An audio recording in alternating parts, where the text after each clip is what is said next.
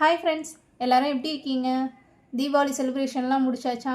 ஹாப்பியாக எல்லோரும் செலிப்ரேஷன் பண்ணியாச்சா? சரி, ஓகே. இப்போ நம்ம ஸ்டடீஸில் ஃபோக்கஸ் பண்ணலாம். உங்களுக்கு லாஸ்ட் வீடியோவில் சொல்லியிருப்பேன், உங்களுக்கு வந்து புதன்கிழமை, வெள்ளிக்கிழமை, திங்கக்கிழமை வந்து வீடியோ போடுறேன் அப்படிங்கிற மாதிரி. இடையில நம்மளுக்கு தீபாவளி வந்தனால கொஞ்சம் ஒர்க்கில் இருந்துட்டேன். ஸோ அதனால் வீடியோ போட முடியல. ஸோ இப்போ வந்து நம்ம பார்ட் 2 கிளாஸ் பார்க்க போகிறோம் பாலிட்டியில். வீடியோ பார்க்குறதுக்கு முன்னாடி நம்ம சேனலை சப்ஸ்கிரைப் பண்ணாமல் வீடியோ பார்த்துட்டு இருந்தீங்கன்னா சப்ஸ்கிரைப் பண்ணிவிட்டு வீடியோ பாருங்கள். அண்ட் தென் இதோட பிடிஎஃப் உங்களுக்கு வேணும்னா நீங்கள் சப்ஸ்கிரைப் பண்ணால் மட்டும்தான் ஓப்பன் ஆகும். சப்ஸ்கிரைப் பண்ணாமல் பிடிஎஃப் ஓப்பன் பண்ணிங்கன்னா ஓப்பன் ஆகாது. சாரி. இப்போ நம்ம கிளாஸ்க்குள்ளே போகலாம். பார்ட் 1 வீடியோ பார்க்காதவங்க பார்ட் 1 வீடியோ பார்த்துட்டு இந்த வீடியோ பாருங்கள், அப்போ தான் புரியும். ஸோ உங்களுக்கு லாஸ்ட் கிளாஸில் நான் ஃபினிஷ் பண்ணியிருப்பேன், பட்டய சட்டங்கள் வரையும் ஃபினிஷ் பண்ணியிருப்பேன். இப்போ என்னென்னா இந்திய அரசு சட்டம் 1858. ஸோ இந்த சட்டம் எதற்கு போட்டாங்கன்னு பார்த்தீங்கன்னா சிப்பாய் கழகம் தான் இதுக்கு மிகப்பெரிய தூண்டுகோலாக இருந்தது. ஸோ 1857 சிப்பாய் கழகம் நடக்கும். ஸோ இந்த சட்டத்தை இன்னொரு பேர் சொல்லி அழைக்கிறாங்க. அது என்னென்னா இந்திய நல்லாட்சி சட்டம். ஆமாங்க, இந்த சட்டம் உண்மையிலேயே இந்தியாவுக்கு நல்லாட்சியை கொடுக்கறது தான் அதோட நோக்கமாக இருந்தது. ஸோ அதனால மக்கள் எல்லாரும் இந்திய நல்லாட்சி சட்டம் அப்படிங்கிற மாதிரி இந்த சட்டத்தை கூறினாங்க. ஓகேவா? அது மட்டும் இல்லாமல் லாஸ்ட் கிளாஸில் உங்களுக்கு சொல்லியிருப்பேன், கவர்னருக்கு ஹெல்ப் பண்ணுறதுக்கு இயக்குனர் குழு அண்டு கட்டுப்பாட்டு வாரியம் அப்படிங்கிறது அமைக்கப்பட்டிருக்கும். ஸோ இந்த சட்டத்து மூலியமாக இது ரெண்டுமே கிடையாது இனிமே அப்படிங்கிற மாதிரி சொல்லிட்டாங்க. ஸோ இயக்குனர் குழுவும் இனிமேல் தேவையில்லை, கட்டுப்பாட்டு வாரியம் அப்படிங்கிற குழுவும் இனிமேல் தேவையில்லை அப்படிங்கிற மாதிரி சொல்லிடுவாங்க.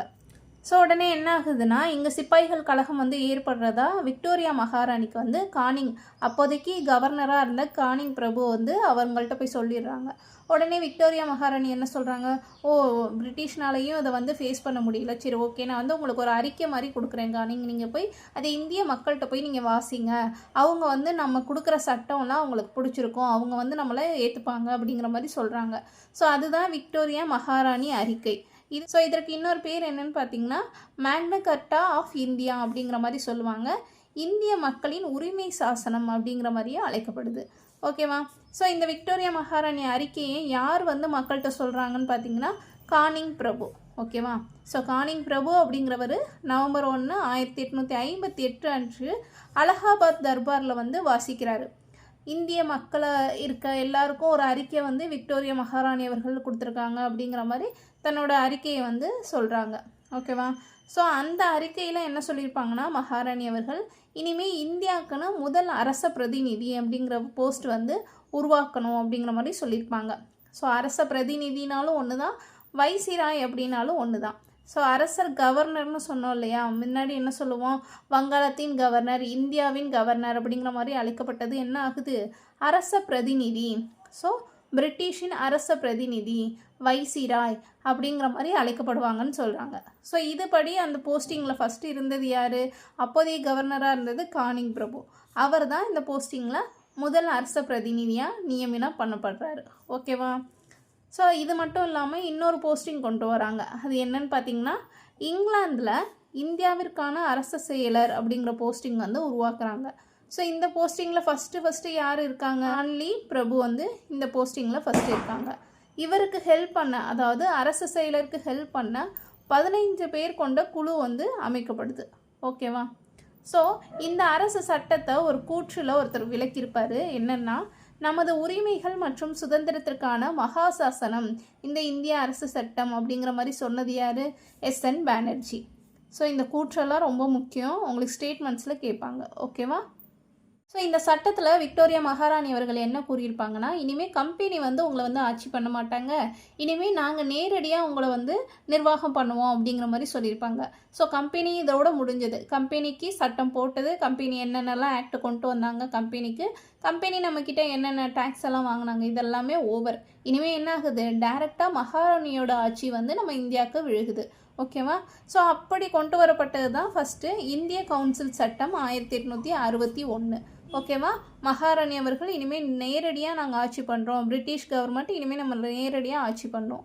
அந்த ஆட்சி காலத்தில் கொண்டு வரப்பட்டது இந்திய கவுன்சில் சட்டம் 1861. ஓகேவா? இந்த காலகட்டத்தில் யார் நம்மளுக்கு வைசிராயாக இருந்ததுன்னு பார்த்தீங்கன்னா கானிங் பிரபு. நான் ஃபஸ்ட்டே சொல்லியிருப்பேன் இல்லையா, கானிங் பிரபு இருந்திருப்பார். ஸோ இது ஃபஸ்ட்டு கவுன்சில் சட்டம் அப்படிங்கிற மாதிரி அழைக்கப்படுது.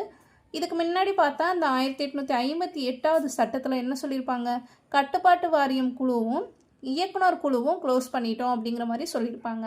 ஆனால் இந்த சட்டத்தில் என்ன சொல்கிறாங்க, நிர்வாக குழு அப்படின்னு நம்ம ஏற்பட்டிருக்கோம் இல்லையா முன்னாடி, கவர்னருக்கு ஹெல்ப் பண்ணால் 3+1 அதாவது 3 உறுப்பினர்கள் ஒரு சட்ட ஆலோசகர் அப்படிங்கிற மாதிரி நியமனம் பண்ணியிருந்தாங்க இல்லையா, அதை வந்து என்ன சொல்கிறாங்க 4லேருந்து நாங்கள் 5 உயர்த்துறோம் அப்படிங்கிற மாதிரி சொல்கிறாங்க இந்த சட்டத்து மூலயமா. அது மட்டும் இல்லாமல் உங்களுக்கு தேவைப்பட்டுச்சுன்னா 6லேருந்து 12 மெம்பர்ஸ் கூட நீங்கள் நிர்வாக குழுவில் ஆட் பண்ணிக்கலாம் அப்படிங்கிற மாதிரி சொல்கிறாங்க. ஸோ அடுத்ததான் ரொம்ப ரொம்ப முக்கியம், ஃபஸ்ட் டைம் சொல்கிறாங்க இந்தியர்களுக்காக சட்டம் இயற்றும் பணி வந்து நாங்கள் கொடுக்குறோம். ஸோ இந்தியர்களுக்கு அவங்களே சட்டம் இயற்ற பணி வந்து நாங்கள் கொடுக்குறோம் அப்படிங்கிற மாதிரி சொல்கிறாங்க.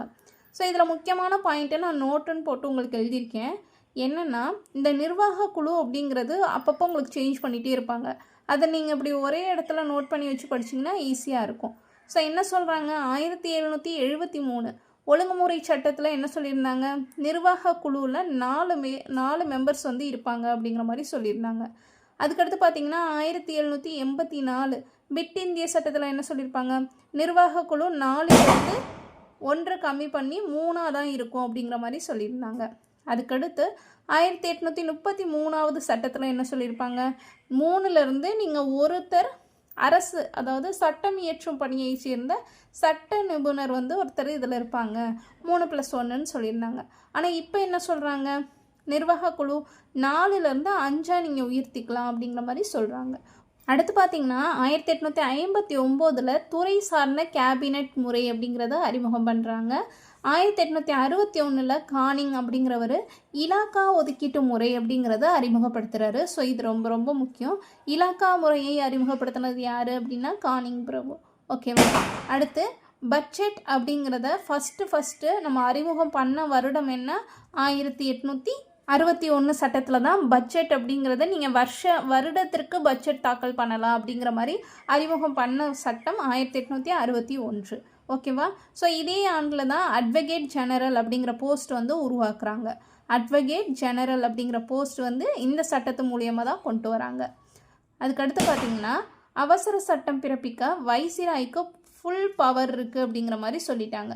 ஸோ வைசிராய்னா யாருன்னா சொல்லியிருப்பேன் இல்லையா, கானிங் பிரபு அப்போ இருந்தார் இல்லையா, அந்த மாதிரி வைசிராய்க்கு அவசர சட்டம் பிறப்பிக்கிறதுக்கு ஃபுல் பவர் இருக்குது இனிமே அப்படிங்கிற மாதிரி சொல்கிறாங்க. அதுக்கடுத்து பார்த்திங்கன்னா முக்கியமாக சட்டப்பேரவை அப்படிங்கிறது எங்கெங்கெல்லாம் கொண்டு வந்தாங்கன்னா, வங்காளத்தில் 1862லையும், வடமேற்கு எல்லை மாகாணங்கள்லாம் 1866லையும், பஞ்சாப் அப்படிங்கிற இடத்துல 1897லையும் சட்டப்பேரவை அப்படிங்கிறத கொண்டு வந்திருப்பாங்க. இதே மாதிரி இந்திய உயர்நீதிமன்றம் சட்டம் அப்படிங்கிறத 1861 போட்டிருப்பாங்க. இந்த சட்டத்துப்படி வங்காளத்தில் பம்பாய், மெட்ராஸ் இந்த 3 இடத்துலையுமே 1862 இந்திய உயர்நீதிமன்றங்கள் உருவாக்கியிருப்பாங்க. சரி, ஓகேவா. அடுத்து 1857 பல்கலைக்கழகங்கள் உருவாக்கியிருப்பாங்க. இது வந்து நம்ம பார்ட் 1 வீடியோவில் பார்த்துருப்போம். ஸோ இதை நம்ம ஒன்றா எழுதி வச்சு படிக்கும்போது இயர்ஸ் வந்து உங்களுக்கு கன்ஃபியூஸ் ஆகாது. ஸோ அதனால் இப்படி எழுதியிருக்கேன். ஓகேவா. 1 செகண்ட். 1857 பல்கலைக்கழகங்கள் சென்னை, மும்பை, கல்கத்தா இந்த 3 இடத்துலையுமே உருவாக்கியிருப்பாங்க. அடுத்து இந்திய கவுன்சில் சட்டம் 1892. ஸோ இது என்ன சட்டம்னு சொல்கிறாங்கன்னா, மிதவாதிகள் கோரிக்கைகள் மூலம் உருவாக்கப்பட்ட சட்டம்னா 1892. ஸோ இது வந்து மிதவாதிகளுக்கு பெரிய வெற்றினே சொல்லலாம். ஸோ அவங்க ரொம்ப நாளாக சட்டங்கள் ஏற்றணும் அப்படின்னு கோரிக்கை வச்சிட்டு இருந்தாங்க இல்லையா, அந்த கோரிக்கைகளின் விளைவாக உருவாக்கப்பட்ட சட்டம்னா இந்திய கவுன்சில் சட்டம். ஓகேவா. 1892. ஸோ மத்திய சட்டமன்றத்தில் என்ன சொல்லியிருப்பாங்க, குறைந்தபட்சம் 10 பேர்லேருந்து அதிகபட்சம் 16 மெம்பர்ஸ் வரையும் இருக்கணும் அப்படிங்கிற மாதிரியும், மாகாண சட்டமன்றத்தில் அதிகபட்சமாக 20 பேர் வந்து இடம்பெறணும் அப்படிங்கிற மாதிரி மிதவாதிகள் கோரிக்கை வச்சுருப்பாங்க. அதையும் அக்செப்ட் பண்ணிக்கிட்டே கொண்டு வரப்பட்ட சட்டம் தான் 1892. இதே சட்டத்தில் என்ன சொல்லியிருப்பாங்க, கூட்டத்தொடரில் இந்தியர்கள் வந்து அனுமதிக்கப்படுவோம், ஆனால் நீங்கள் வந்து சட்டமன்றத்தில் கேள்வி எதுவும் கேட்கக்கூடாது அப்படிங்கிற மாதிரி இந்தியர்களில் சொல்லியிருப்பாங்க. ஓகேவா. அடுத்து இந்திய கவுன்சில் சட்டம் 1909. ஸோ இதை மிண்டோ மார்லி சீர்திருத்த சட்டம் அப்படிங்கிற மாதிரியும் குறிப்பிடுவாங்க. இதில் மிண்டோ அப்படிங்கிறவர் யாருன்னா இந்திய வைசிராய், மார்லி அப்படிங்கிறது யாருன்னா அரசு செயலர். ஸோ இங்கிலாந்தில் ஒரு போஸ்டிங் ஏற்பட்டிருப்பாங்கள்ல, இந்தியருக்கு அரசு செயலர் ஒருத்தர் நியமிக்கப்படுவார்னு, அந்த அரசு செயலர் தான் மார்லி. ஓகேவா. ஸோ அதிகபட்ச உறுப்பினர்கள் 16லேருந்து 60 பேராக உயர்த்தணும் அப்படிங்கிற மாதிரி சொல்லியிருப்பாங்க சட்டமன்றத்தில். ஃபஸ்ட்டு என்ன சொல்லியிருந்தாங்க, 10லேருந்து 16 பேராது இருக்கணும் அப்படிங்கிற மாதிரி சொல்லியிருப்பாங்க இல்லையா 1892வது சட்ட திருத்தத்தில். ஆனால் 1909 சட்டத்தில் என்ன சொல்லியிருப்பாங்க, 16லேருந்து 60 பேராக சட்டமன்றத்தில் உயர்த்தணும் அப்படிங்கிற மாதிரி சொல்லியிருப்பாங்க. அப்புறம் மறைமுக தேர்தல் அப்படிங்கிறது ஏற்படுத்தணும். ஆனால் என்னென்னா இது கற்றவர்கள் மட்டும்தான், அதாவது படித்தவங்க மட்டும்தான் இந்த இதில் ஓட்டு போட முடியும் அப்படிங்கிற மாதிரி சொல்லியிருப்பாங்க. ஸோ தேர்தல் அப்படிங்கிறது இந்த சட்டத்து மூலியமாக தான் வருது. அது மட்டும் இல்லாமல் இஸ்லாமியர்களுக்கு தனி தொகுதி வழங்கப்படும் அப்படிங்கிற மாதிரி குறிப்பிட்ட சட்டம் இந்த சட்டம். ஓகேவா. வகுப்பு வாரி பிரதிநிதித்துவத்தின் தந்தை யார் அப்படின்னு பார்த்தீங்கன்னா மிண்டோ பிரபு. ஓகேவா, இது ரொம்ப ரொம்ப முக்கியம். வகுப்பு வாரி பிரதிநிதித்துவத்தின் தந்தை மிண்டோ பிரபு. ஓகேவா. ஃபஸ்ட்டு இந்திய சட்ட உறுப்பினர் யாராக இருந்தாங்கன்னு பார்த்தீங்கன்னா சத்யேந்திர பிரசாத் சின்ஹா. ஓகேவா. ஸோ எங்கள் ஏரியாவில் மட்டும் இன்னும் தீபாவளி முடியலை, அப்பப்போ வெடி சவுண்டு கேட்கும், கொஞ்சம் அட்ஜஸ்ட் பண்ணிக்கோங்க. அடுத்து இந்திய அரசு சட்டம் 1919 மாண்டேகு செமஸ்போர்ட் சீர்திருத்த சட்டம் அப்படிங்கிற மாதிரி இதை குறிப்பிடுவாங்க. ஏன்னா மாண்டேகு செமஸ்போர்ட் அவர்கள் உருவாக்குனதுனால இந்த சட்டம் அந்த பேரில் அழைக்கப்படுது. ஸோ இந்தியாவில் படிப்படியாக பொறுப்புள்ள அரசாங்கம் அமையும் அப்படிங்கிற மாதிரி இந்த சட்டத்தில் குறிப்பிட்டிருப்பாங்க. ஸோ இனிமேல் நமக்கு இந்தியர்களுக்கு தனியாக ஒரு சட்டம் இதெல்லாம் உருவாக்கி கொடுப்பாங்க அப்படிங்கிற நம்பிக்கை மக்கள்கிட்ட இருந்தது. ஓகேவா. உள்ளாட்சி அமைப்புகள் சுயேட்சையாக செயல்படும் அப்படிங்கிற மாதிரி குறிப்பிட்டிருந்தாங்க. ஸோ இதில் குறிப்பிட்டிருந்தாங்க இல்லையா, படிப்படியாக பொறுப்புள்ள அரசாங்கம் அமையும், உள்ளாட்சி அமைப்பு சுயேட்சையாக செயல்படும்னு குறிப்பிட்டிருந்தாங்கள்ல. அது நடைமுறைப்படுத்தப்பட்டது எப்போ, பிப்ரவரி 1921 அப்போ நடைமுறைப்படுத்தியிருப்பாங்க. ஓகேவா. ஏன்னா அப்போ தான் எலெக்ஷன்லாம் வச்சு உள்ளாட்சி அமைப்பு ஏற்பட்டிருக்கும். ஓகேவா. மாகாணங்களில் இரட்டை ஆட்சி அப்படிங்கிறது கொண்டு வராங்க. ஃபஸ்ட்டு தேர்தல் ஆணையம் அமைக்கப்பட்டது எந்த சட்டத்தில்னா இந்த சட்டம் தான், 1919வது சட்டம். ஏன்னா நம்மளுக்கு 1920லலாம் எலெக்ஷன்ஸ் வைக்க ஆரம்பிச்சிட்டாங்க இல்லையா. ஸோ அப்போ தேர்தல் ஆணையம்னு ஒன்று வேணும் இல்லையா, அதனால கொண்டு வரப்பட்டது தான் தேர்தல் ஆணையம். அக்டோபர் 1, 1926 அப்போ பொது பணியாளர் தேர்வாணையம் அப்படிங்கிறது ஆரம்பிக்கப்படுது. ஓகேவா. அக்டோபர் 1, 1926 அப்போ பொது பணியாளர் தேர்வாணையம் அப்படிங்கிறத உருவாக்குறாங்க. மத்திய சட்டப்பேரவையில் 145 மெம்பர்ஸும் மாநில சட்டமன்றத்தில் 60 மெம்பர்ஸும் இருப்பாங்க அப்படிங்கிற மாதிரி குறிப்பிடுறாங்க. அடுத்து பார்த்திங்கன்னா இரட்டை ஆட்சி பற்றிய கூற்று. ஸோ இங்கே இரட்டை ஆட்சி மாகாணங்களில் அமையும் அப்படின்னு சொல்லியிருந்தாங்கல்ல, அதை பற்றி 2 பேர் கூற்று சொல்லியிருக்காங்க. என்னன்னு பார்த்திங்கன்னா, ரொட்டி கேட்டதற்கு கல் தான் கிடைத்தது அப்படின்னு சொல்லியிருக்காரு நம்மளோட காந்தியவர்கள். இச்சட்டம் ஆங்கிலேயரின் பெருந்தன்மையற்ற செயல் என்றும் இவை ஏற்பது இந்தியர்களுக்கு மதிப்புடையது ஆகாது அப்படின்னு அன்னி பெசன்ட் அவர்கள் குறிப்பிட்டிருக்காங்க. ஓகேவா. ஸோ இந்த 2 கூற்றையும் கொடுத்துட்டு யாருன்னு கேட்டால் மறக்காமல் ஆன்சர் பண்ணிடுங்க. இந்திய அரசு சட்டம் 1935. இது ரொம்ப ரொம்ப இம்பார்ட்டன்ட். ஏன்னா இப்போ இருக்க ஆர்டிகல்ஸில் பாதி ஆர்டிக்கல் எதுலேருந்து நம்ம எடுத்தோம், இந்திய அரசு சட்டம் 1935 தான் கொண்டு வந்திருக்கோம். ஓகேவா. 1935 சொன்ன சட்டத்தில் என்ன சொல்லியிருப்பாங்க, 321 பிரிவும் 10 அட்டவணைகளும் கொண்ட ஒரு சட்டம் உருவாக்கியிருப்பாங்க. அதுபடி இரட்டையாட்சி முறை ஒழிக்கப்பட்டது அப்படிங்கிற மாதிரி குறிப்பிட்டிருக்காங்க.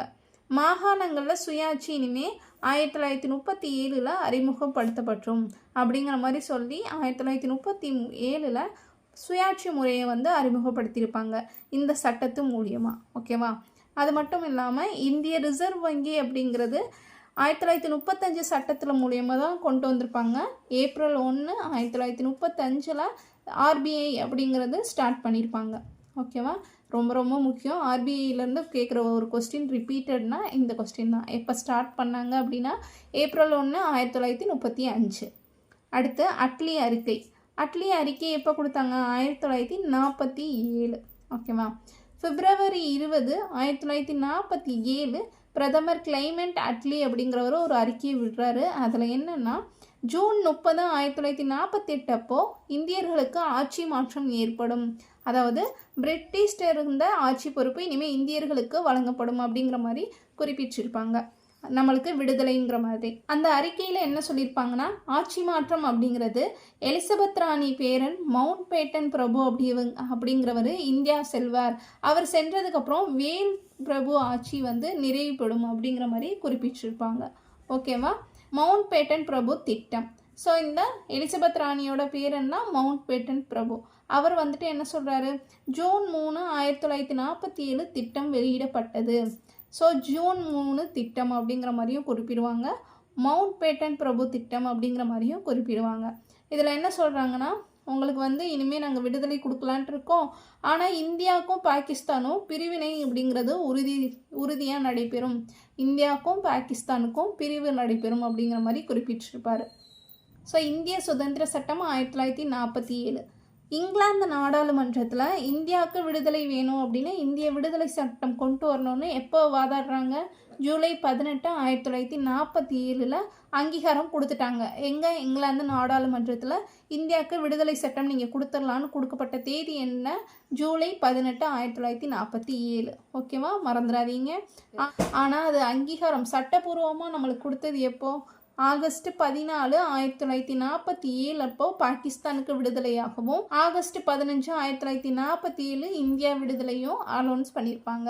ஸோ இதுக்கப்புறம் என்ன ஆகுது, மே மாதம் 1949 காமன்வெல்த் அமைப்பில் இந்தியா வந்து இணைஞ்சிருச்சு. ஓகேவா. அடுத்து முக்கியமானது என்னென்னா, சுதந்திர இந்தியாவில் முதல் கவர்னர் ஜெனரல் யார்? ஸோ சுதந்திர இந்தியாவில் முதல் கவர்னர் ஜெனரல் மவுண்ட் பேட்டன் பிரபு. ஓகேவா. சுதந்திர இந்தியாவில் முதல் இந்திய கவர்னர் ஜெனரல் யாருன்னு கேட்டிங்கன்னா ராஜகோபாலாச்சாரியார். ஸோ இது ரெண்டும் டிஃப்ரென்ஸ் வேணும், முதல் கவர்னர் வேறு, முதல் இந்திய கவர்னர் வேறு. ஓகேவா. இந்தியா பாகிஸ்தான் எல்லைகளை வரையறை செய்த குழு என்ன, ரெட் கிளிப் குழு. ஓகேவா. பாகிஸ்தானுக்கு இதுதான்ப்பா எல்லை, இந்தியாவுக்கு இதுதான் எல்லை அப்படின்னு அந்த எல்லைகளை வரையறை செய்த குழு வேறு, ரெட் கிளிப் குழு. ஓகேவா. ஸோ இதோட அவ்வளோதான் ஃப்ரெண்ட்ஸ், நம்ம வந்து பார்ட் 1 பார்ட் 2 வீடியோவில் கம்ப்ளீட்டாக அந்த பாலிட்டியோட ஹிஸ்ட்ரிஸ் வந்து பார்த்துட்டோம். ஓகேவா. இதுக்கு அடுத்த வீடியோவில் என்ன பார்ப்போம்னா, நம்மளுக்கு வந்து இந்திய அரசியல் நிர்ணய சபை அப்படிங்கிறது எப்படி உருவானது, அந்த சபையில் யார் யாரெல்லாம் குழுவில் இருந்தாங்க, எத்தனை பேர் நம்மளுக்கு வந்து பார்ட்டிசிபேட் பண்ணாங்க அப்படிங்கிறத நம்ம பார்ட் 3 வீடியோவில் பார்ப்போம். இந்த வீடியோ உங்கள் எல்லாருக்கும் பிடிச்சிருக்குன்னு நினைக்கிறேன். பிடிச்சிருந்துச்சுன்னா மறக்காமல் லைக் அண்ட் கமெண்ட் பண்ணுங்கள். உங்கள் ஃப்ரெண்ட்ஸ் அண்ட் ஃபேமிலிஸ் எல்லாம் யாராவது டிஎன்பிஎஸ்சி ரிலேட்டடாக ப்ரிப்பேர் பண்ணுறாங்கன்னா நம்மளோட வீடியோ ஷேர் பண்ணுங்கள். தேங்க்யூ.